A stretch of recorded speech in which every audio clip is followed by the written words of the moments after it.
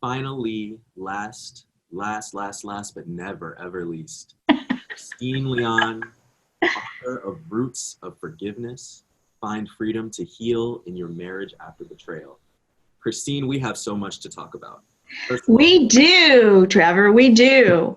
And my guy's a vet, so, and my family, so I'm sure we all have vets in our family we're so proud of. So awesome shout out. yes, absolutely. So let's talk about Roots of Forgiveness. I spent a lot of time with this book. You spent a lot of time with this book. It is like almost 200 pages. You and soul into A lot to talk about. Told your story. I was captivated from the introduction. Tell me about Roots of Forgiveness, Christine. Well, I wrote Roots of Forgiveness to help women in relationship crisis from betrayal who are, there's such a tremendous amount of pain that happens when you're betrayed in relationship.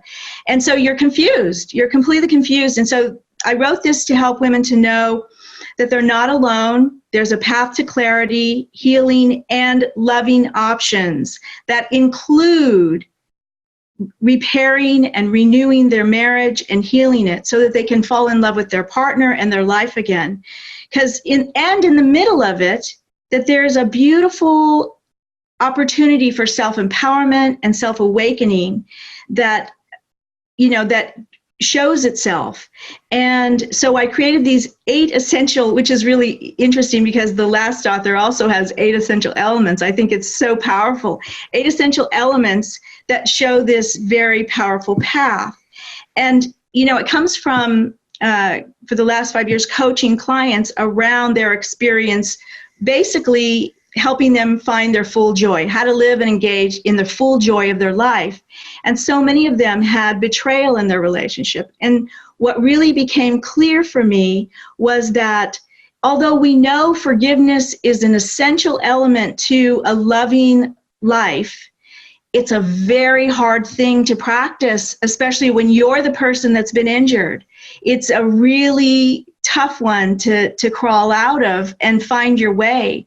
And so what I wanted to do was, create an authentic path, just like the path that I had to go through in rebuilding my marriage after I went through betrayal.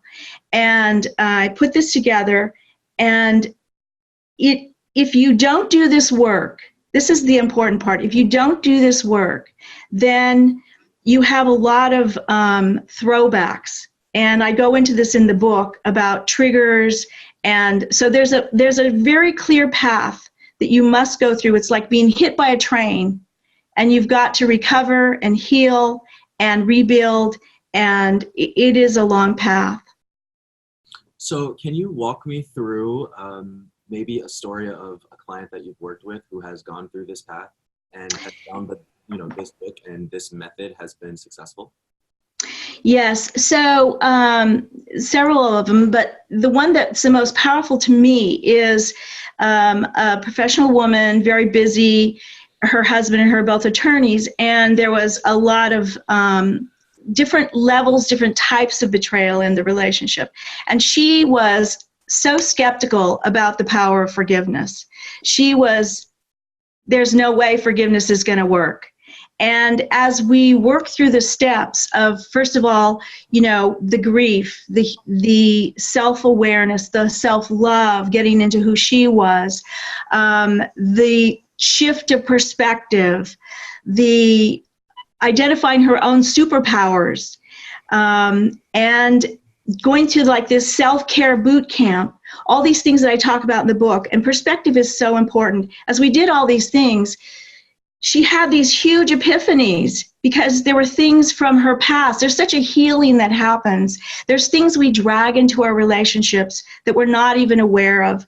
There were things from her childhood that she carried in that stopped her ability to open her heart, to feel because let's face it, when you're going to forgive somebody, it's a very vulnerable thing to do. And when you're betrayed, there's a lot of shame and vulnerability that pops up, and you want to hide. And so this path allows you to come out into the light and see your own beauty, shine again, and rebuild. And she was able to just look at her marriage and start to allow herself to love herself again, to love her partner again. And she, to this day, she's still sending me text messages about how happy she is and what a great day it is and how she's so happy for me and she loves this and she loves. So it's really just wonderful. It's wonderful. Wow, congratulations. So I want to ask, there may be people who are interested in self-care bootcamp and are interested in unlocking those superpowers that you mentioned, but aren't necessarily at the inflection point of betrayal. Right. So what do you have to say to them? Like how could they use this book, whether or not they've been betrayed and are trying to overcome something like that? Right. That's a great question, Trevor. You know, as I wrote the book, because, you know, I'm a women's empowerment coach. And as I stepped into Angela's program, you know, what do you want to write about? I mean, I was so excited about stepping into Angela's program because it's such a beautiful dream come true. I've always wanted to write a book. I've always wanted to write a book of purpose. And so as I stepped into this challenge, what do I write about? I had gone through this, and this was really top of the mind for me, this healing, this process. It had been a long process, and I wanted to make it easier for other women. But at the same time, what I realized is it's a book about self-empowerment. It's a book about self-love. It's a book about how we build our muscles so that just regular things that happen. Just quickly, you know, I have an uncle who recently passed away, and there had been disconnections in our family where people hadn't talked to people in many, many years. And as I tried to connect with him, and I finally did, and he was also a veteran of World War II, there were a lot of pain and wounds that just sat in him. And as we went through our 2-year conversations over the phone, we talked about the betrayals in his life. We talked about the wounds between him and his siblings. We talked about the way he felt betrayed by just, you know, regular things in life, and offered him ways to look at these and start to heal. And he recently passed away, and what was so beautiful about it was like there was a way for him to lift his own burden, to put his pain down, and to find some healing that allowed him to go. And he used to say, "You're an angel." And, you know, it was so cute because to me, he was the angel. He was the one who showed me how what I wrote about and what I walked through had such meaning. Amazing. Thank you for sharing that with us. Now, I have one final question for you before we Okay. your audiobook. I was involved, as you all probably know, in the production of said audiobook, and you will notice that the narrator has a very different voice than Christine. Christine, why do we have a British narrator? Well, you know, betrayal is such a heavy subject, right? It's pretty deep. And I have always been inspired. I've always been inspired by, one of the things I'm inspired by is stories like Jane Austen's stories, because they go into the inner workings of families and they talk about the relationships and how people bite people in the back or betray people and all these types of things. And I love a British accent. When I'm writing, I either hear a British accent or the sound of, you know, from Kill a Mockingbird, you know, Southern accent. So I'm one of the two. I'm like schizophrenic. But I chose this because I really wanted to read my own book, but it wasn't an option at the time.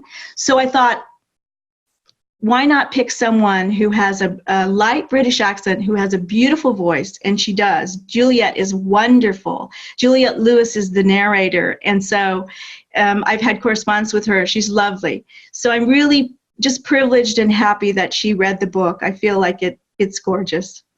Amazing. Let's hear a clip. To name it, the event, is a trick I used for myself in the beginning, to put a little space between the feelings that come up when saying the word affair. It's not denial. It is a self-compassionate trick that I found was useful until I had some muscles under my belt with which to hold the raw truth in my hands. Choose for yourself in naming the event, but be mindful that words are powerful energy. Well, I mean, when I read the words, I heard a British person too. So thank you so much for joining us. Congratulations on the launch of your audiobook. The print Thank book you, Trevor. forthcoming in the next few months.